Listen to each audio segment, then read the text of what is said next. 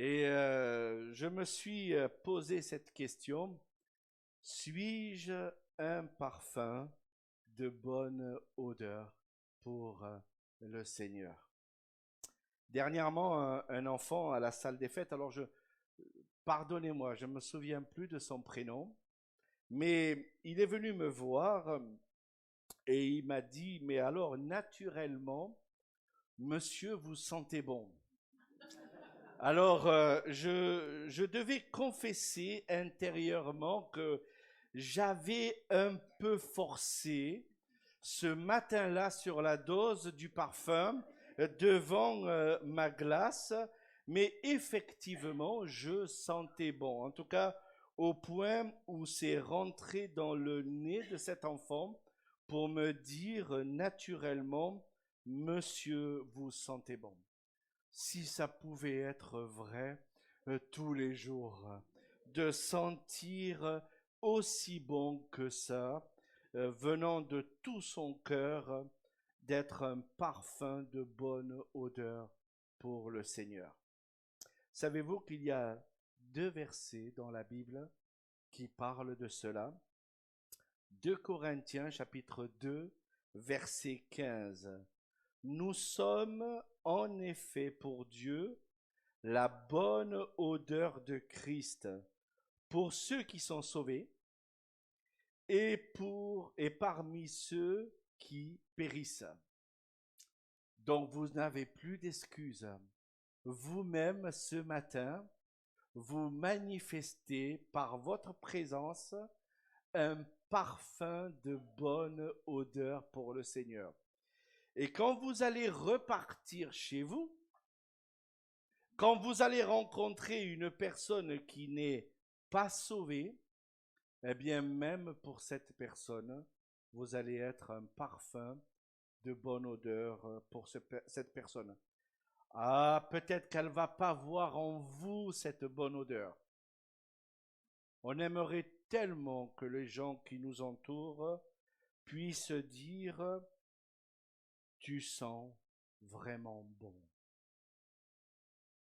Un deuxième passage qui se trouve dans Philippiens chapitre 4, verset 18, c'est l'apôtre Paul qui manifeste de la reconnaissance par rapport à la générosité de l'Église. J'ai tout reçu et je suis dans l'abondance. J'ai été comblé de bien en recevant par Épaphrodite ce qui vient de vous comme un parfum de bonne odeur, un sacrifice que Dieu accepte et qui lui est agréable. Paul était dans la reconnaissance de savoir qu'il y avait des églises qui avaient manifesté le bien matériel pour qu'il continue à faire ce que le Seigneur lui a demandé de faire, donc évangéliser la région du sud, en tout cas toute la Méditerranée. Et il était reconnaissant d'être un parfum de bonne odeur pour le Seigneur. Suis-je un parfum de bonne odeur pour le Seigneur?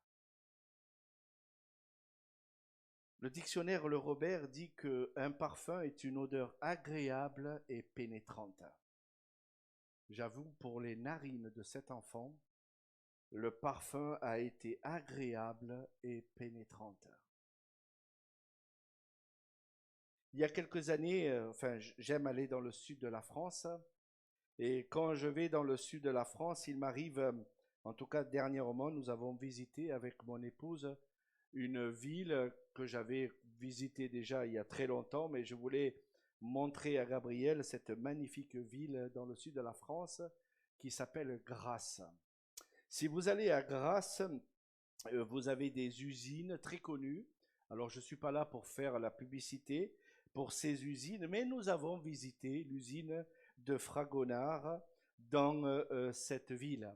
Et il y avait là, dans cette usine, un atelier qui était réservé à la composition, n'est-ce pas, de plantes aromatiques qui avaient pour but, n'est-ce pas, de fabriquer des parfums.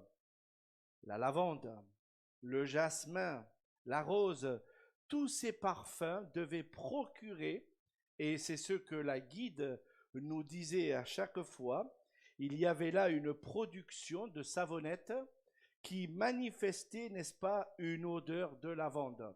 Alors bien sûr, son but était dans la finalité, n'oubliez pas d'acheter votre savonnette à la lavande, n'est-ce pas? Mais, n'est-ce pas, cette odeur procurait une envie, n'est-ce pas, d'avoir cette savonnette à la maison, qui procurait une émotion quand on respire la lavande. Alors je suis du sud de la France, j'ai déjà respiré un champ de lavande. Waouh, c'est superbe hein, de manifester cette respiration dans un champ de lavande. J'ai même une photo avec mon épouse dans ce champ de lavande.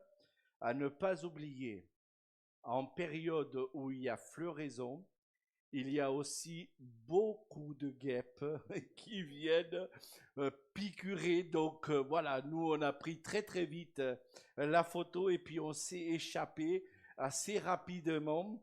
Mais des Chinois font des kilomètres pour venir se prendre en photo dans un champ de lavande. Nous avons fait la même chose que les Chinois, mais assez rapidement, on s'est enfui de là. On a senti la lavande et puis on est allé voir ailleurs très rapidement. Mais c'est intéressant, n'est-ce pas? C'est positif quand il y a une belle odeur comme ça. Alors la Bible parle de ces arômes et on va en voir quelques-uns. Tout d'abord, la Bible dit que les parfums réjouissent le cœur. Proverbe chapitre 27, verset 9. Savez-vous que les parfums réjouissent le cœur? J'avoue que j'ai réjoui le nez de cet enfant à la salle des fêtes. Mais je me suis réjoui aussi. Parce que mon but, c'était d'abord de profiter moi-même, n'est-ce pas, de ce merveilleux parfum qui m'a été offert par mon frère et que j'en mets parfois, malheureusement, un peu trop pour que les gens puissent le sentir. Mais c'est une chose très intéressante, n'est-ce pas, de voir les plantes aromatiques dans la Bible. Alors, on en a parlé récemment avec la fête de Noël, mais vous avez dans la Bible toutes sortes d'arômes qui sont là, et je voudrais vous en donner quelques-uns de ces arômes que nous avons dans la parole de Dieu. En tout cas, dans l'Ancien Testament, comme dans le Nouveau Testament, vous avez cette plante qui pousse dans un milieu désertique qui s'appelle la myrrhe. La Bible en parle 150 fois. C'est une des plantes qui est en tout cas présentée. Bien souvent, on peut la trouver en forme de résine, puisqu'une fois qu'elle est écrasée, elle devient très dure. Mais c'est un parfum qui était dans un but de constituer une certaine odeur. C'est quelque chose qui a été offert pour le Seigneur. Mais nous voyons ça déjà dans l'Ancien Testament au tout début. Par exemple, si vous reconnaissez la Bible, le livre de la Genèse en parle de ces caravanes d'aromates du temps de Joseph, dans le chapitre 37, verset 27. Job en parle aussi de ces caravanes, n'est-ce pas, qui venaient apporter ces arômes. Et elles ont voyagé, n'est-ce pas? Mais vous n'avez pas que uniquement ces arômes. Si vous avez déjà lu le livre des Cantiques, eh bien vous avez d'autres arômes. Par exemple, la cinnamone, qui est la cannelle de l'époque. Voilà un arôme assez particulier. Personnellement, j'aime manger la cannelle. Mais quand c'est un peu excessif, la cannelle, c'est pas toujours agréable, n'est-ce pas, au palais. Mais la cannelle avait pour but de purifier l'air, à l'époque en tout cas. Elle avait aussi le but de tuer les moisissures et c'était aussi un médicament naturel. Nous voyons ça dans certains commentaires bibliques. Vous avez les roseaux aromatiques qui était une plante faible avec une résine blanche qui avait aussi une excellente odeur. Vous avez l'encens qui est parlé dans le livre de l'Exode, chapitre 30, verset 36. Et vous avez aussi l'aloès, qui est une plante de bois, ça c'est un petit peu la forme du bois de santal, qui était utilisé à ceux qui avaient les moyens, en tout cas, d'embaumer les défunts. Nicodème et Joseph d'Arimathée se sont servis de ces plantes quand Jésus a été crucifié. Mais toutes ces plantes, n'est-ce pas, on a l'occasion, en tout cas, de les voir dans la parole de Dieu. La myrrhe fait partie d'une offrande qui a été donnée, n'est-ce pas, au Seigneur quand il était tout enfant. L'encens est quelque chose aussi qui a été offert au Seigneur quand il était petit enfant. Mais laissez-moi aller plus loin avec ces arômes dans la Bible. Savez-vous que l'huile d'onction avait aussi fonction d'odeur? Si vous lisez Exode chapitre 30, les versets 20 à 38, les prêtres il y avait un spécialiste, un parfumeur, qui était là, qui avait pour mission de faire cette huile d'onction pour le temple. Il était composé de myrrhe, de cinnamon, de roseau aromatique, de casse et de l'huile d'olive. Vous avez cette composition dans le livre d'Exode, chapitre 30, les versets 20 à 38. Il servait à oindre la tente d'assignation. C'est-à-dire que le but, n'est-ce pas, c'était que la tente sente bon, mais en même temps, c'était aussi pour sanctifier les objets du temple. Et le but que le Seigneur a donné pour ces odeurs, eh bien, c'était pour sanctifier le temple. Interdiction de reproduire cette onction d'huile. Le Seigneur l'a dit clairement. Il y a quelques années, nous sommes allés en Israël. Et le guide a tout fait, n'est-ce pas, pour aller dans un magasin pour que les gens qui étaient dans le bus, nous entre autres, nous pouvions acheter de l'huile d'onction. Il y avait une queue dans le magasin parce que tout le monde voulait acheter l'huile d'onction. La Bible dit clairement que c'était interdit à reproduire. Et malheur à celui qui la reproduisait. Je pense qu'à un moment donné, certains rituels peuvent devenir malheureusement superstitieux. Et aujourd'hui, malheureusement, c'est le cas que certaines personnes courent pour avoir cette huile d'onction qui était réservée uniquement pour le temple. Vous avez dans le temple aussi un parfum, un autel de parfum, Exode chapitre 37. Il a été construit par Betsaléel, qui avait été pourvu pour Dieu pour sa capacité nécessaire à faire cet autel. Il était de bois d'acacia et sur cet autel, eh bien, on devait placer des odeurs qu'il plaisait à l'Éternel. Voilà ce que la Bible nous dit. Certains holocaustes avaient pour but d'être consumés par le feu, et c'était une odeur qui était agréable à l'Éternel. Lévitique chapitre 1er, verset 9. Je ne sais pas si vous avez déjà senti un mouton brûlé.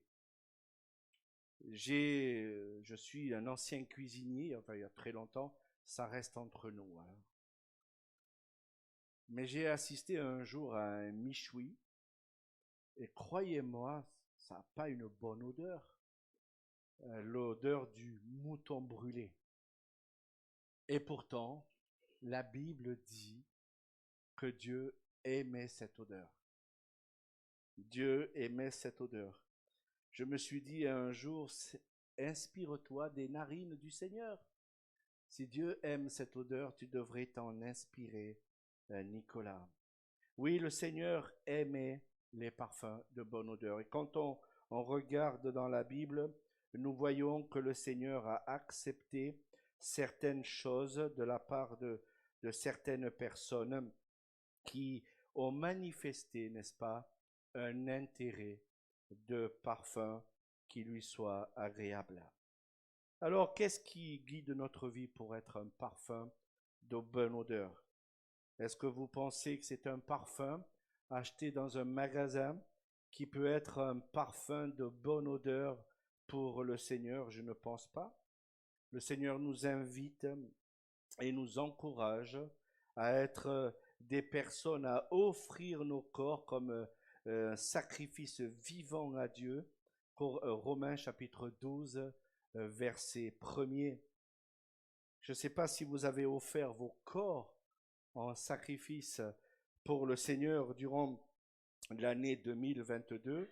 En tout cas, l'occasion vous est donnée de le faire pour l'année 2023, d'offrir vos corps pour être d'une merveilleuse odeur pour le Seigneur. Qu'est-ce que cela signifie? Eh bien, peut-être un sacrifice. Je regardais en faisant cette étude, je regardais dans la parole de Dieu que vous avez des gens dans la Bible qui ont offert à Dieu tout ce qu'ils avaient. Tout ce qu'ils avaient. Est-ce que je me dis, est-ce que Dieu me demande d'offrir tout ce que j'ai? Ça peut arriver, pourquoi pas? Marie a pris une livre d'un parfum de nard à un grand prix. Il coûtait une année de salaire. Elle a offert à Dieu en lui lavant les pieds. Je me dis, voilà une belle occasion, n'est-ce pas, de oindre les pieds de Dieu. Et elle a pris un parfum à un grand prix, nous dit la parole, dans Marc chapitre 14 ou Jean chapitre 12. Elle a donné toute sa vie totalement pour le Seigneur en offrant ce parfum. Dieu s'en est rappelé, et plus de 2000 ans après, on prêche encore sur cette histoire que Marie a offert ce parfum à grand prix pour le Seigneur. Quel exemple pour nous? Quel exemple nous avons d'offrir un sacrifice qui a du prix au Seigneur? Parce que souvent on offre ce qui n'a pas de prix pour le Seigneur, ce qui n'a pas de valeur pour le Seigneur. C'est l'occasion, n'est-ce pas, de le faire, d'offrir quelque chose de qualité. Abel a offert quelque chose qui a eu une belle odeur pour le Seigneur. La Bible nous dit que Noé, Genèse chapitre 8, a offert un sacrifice aussi de bonne odeur pour le Seigneur. Abel, Noé et bien d'autres ont offert des choses qui ont plu à l'Éternel. Et nous avons besoin, n'est-ce pas, de nous le rappeler, d'offrir des choses qui plaisent à Dieu. Ça peut être un temps, ça peut être un moment de votre vie, d'offrir quelque chose qui vous coûte au Seigneur. Je terminerai par ce chant que vous connaissez tous. Nous l'avons déjà chanté, alors on ne va pas le chanter ce matin, mais je voudrais juste que vous puissiez le méditer durant la semaine. Il se trouve dans J'aime, le livre de J'aime, le 295, et il a été écrit par Bob Kilpatrick. Que ma vie te glorifie. Te glorifie, que ma vie te glorifie. Deuxième strophe, que l'Église te glorifie, que l'Église te glorifie, Seigneur. Est-ce que ma vie a glorifié le Seigneur durant l'année 2022? Allez, confessons-le. Ce matin, on pourrait se mettre à genoux, mais non, Ma vie n'a pas été parfaite durant l'année 2022. Heureusement que 2023 est là pour qu'elle devienne parfaite, n'est-ce pas? Mais il faut le confesser, ma vie n'a pas toujours glorifié le Seigneur pendant cette année qui vient de s'écouler. Il y a des fois, notre vie n'a pas toujours été en règle pour certaines situations avec le Seigneur. Et pourtant, le Seigneur nous demande que il aime ces sacrifices de bonne odeur qui se dégagent de notre part. Je vous lisais un verset. Nous sommes en effet pour Dieu la bonne odeur de Christ, parmi ceux qui sont sauvés et parmi ceux qui périssent. Vous avez des voisins qui périssent? Est-ce que je suis une bonne odeur pour mon voisin? Est-ce que je suis une bonne odeur pour mon époux, mon épouse, mes enfants? Est-ce que vos enfants sont un parfum de bonne odeur pour vous? Oh, vous allez me dire, oui, certains l'ont été, d'autres non.